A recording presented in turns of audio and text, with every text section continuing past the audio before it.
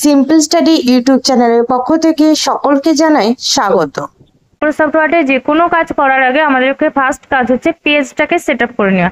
কোন সাইজে করছি যাতে আমি প্রিন্ট করতে পারি। আমি এমন একটা কাজ করলাম যেটা প্রিন্ট করতে গিয়ে দেখছি যে হচ্ছে না, মানে প্রিন্টের সাইজ থাকে A4 সাইজ আর আমি কাজ করেছি লেটার সাইজে, তাহলে কিন্তু পেজটা প্রিন্ট করতে সমস্যা হবে। প্রথমে পেজ সেট আপ করার জন্য পেজটাকে একটা ব্ল্যাঙ্ক পেজ ওপেন করে নিয়েছি। প্রথমে আমরা চলে যাব পেজ লেআউট ট্যাব বা লেআউট ট্যাব। এখান থেকে আছে পেজ সেটআপ। পেজ সেটআপের মধ্যে থাকবে সাইজ। এখান থেকে A4 সাইজ, আর এটা ক্লিক করাই আছে। অনেকের লেটার থাকতে পারে, লিগার থাকতে পারে, অনেক রকম অপশন আছে এখানে। তো এখান থেকে যে সাইজ জেরক্সের পেজগুলো করে থেকে A4 সাইজ, এই A4 সাইজ অপশনটা ক্লিক করব। এরপর আছে ওরিয়েন্টেশন। ওরিয়েন্টেশন যদি পোর্ট্রেট করি, পোর্ট্রেটটা করাই আছে। পোর্ট্রেট হচ্ছে এরকম লম্বা করে থাকবে পেজটা, এটাকে বলা হয় পোর্ট্রেট। আর ল্যান্ডস্কেপ এটা হচ্ছে আড়াআড়ি করে থাকবে, মানে যে কোনো সার্টিফিকেট যদি আমাকে এখন ওয়ার্ডে বলা হয় যে সার্টিফিকেট বানাতে, তাহলে সার্টিফিকেট বানাতে গেলে আমরা কি করব, এরকম ল্যান্ডস্কেপ করে দেবো ওরিয়েন্টেশনটা। আর নর্মাল সমস্ত কাজই বেশিরভাগ পোর্ট্রেটে করা হয়, পোর্ট্রেট। এরপর হচ্ছে মার্জিন। এখানে মার্জিন বলতে খাতায় যে দাগ টেনে মার্জিন টানি সেটা নয়। এখানে মার্জিন হচ্ছে পেজের চারিপাশে আমরা কতটা করে জায়গা ছেড়ে রাখতে চাইছি। এখানে দেখুন স্কেলটা আছে, দেখতে পাচ্ছেন এখানে স্কেলে একটা দাগ দেখাচ্ছে, এই যে কার্সার শো করছে। পা দিকে, ডান দিকে, ওপরে এবং নিচে চারিদিকে কিছুটা করে গ্যাপ রাখা আছে ফাঁকা, ঠিক ওর মধ্যেই কিন্তু আমার লেখাটা আসবে। তো এটাকে আমি কমাতে পারি বা বড় করতে পারি। তার জন্য এখানে মার্জিন অপশনে ক্লিক করব। পেজ লেআউটে যাব, পেজ সেটআপ গ্রুপ, মার্জিন। এখান থেকে আছে ন্যারো, আছে অনেক রকম আছে। এগুলো করতে পারি, নর্মাল করতে পারি, বা এগুলো না হলে কাস্টম মার্জিন। এখান থেকে আমার সেন্টিমিটারে আছে, কারো সেন্টিমিটারে থাকতে পারে বা ইঞ্চিতে থাকতে পারে, যে কোনো একটা। তো এখান থেকে টপ, লেফট, রাইট এগুলোকে অ্যাডজাস্ট করে নিতে হবে।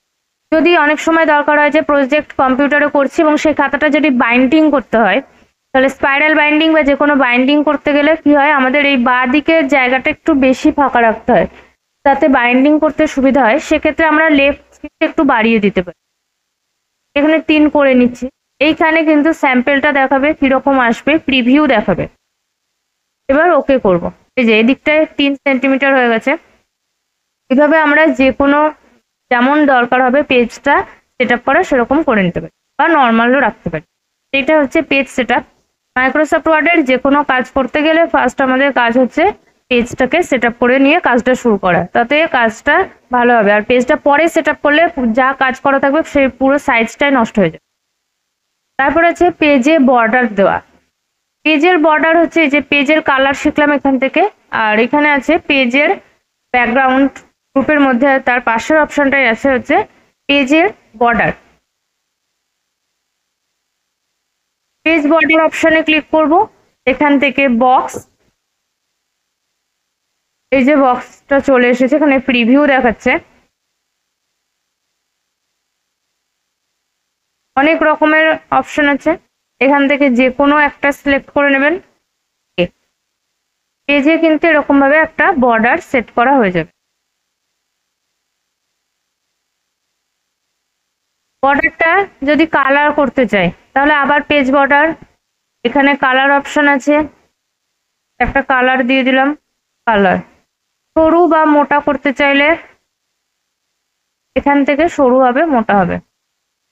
পেজের বর্ডার উঠিয়ে দিতে চাইলে টান, এখানটা উঠে গেল, টান। পেজের বর্ডারে আরো ডিজাইন আছে, যেমন লাস্ট আছে আর্ট। আর্টের এখানে ক্লিক করবেন, এই অ্যারোটা দেখতে পাচ্ছেন, এখান থেকে প্রচুর ধরনের আর্টের ডিজাইন আছে। এখান থেকে যে কোনো ডিজাইন করে নেবেন। এটাকে সরু বা মোটা করা এখান থেকে হবে, কালার করা। এবার এটাকে ওকে করুন। ঠিক এরকম ভাবে পেজে মধ্যে কিন্তু চলে আসবে একটা পেজের বর্ডার। পেজের কালার দেখালাম, এখান থেকে আমরা করতে পারি। আর পেজের বর্ডার এইভাবে করতে পারি। পেজের কালার আর পেজের বর্ডার দেওয়ার পরে কিন্তু আমরা ফ্রন্ট পেজ বানানো বা যে কোনো কিছু কাজই করতে পারি।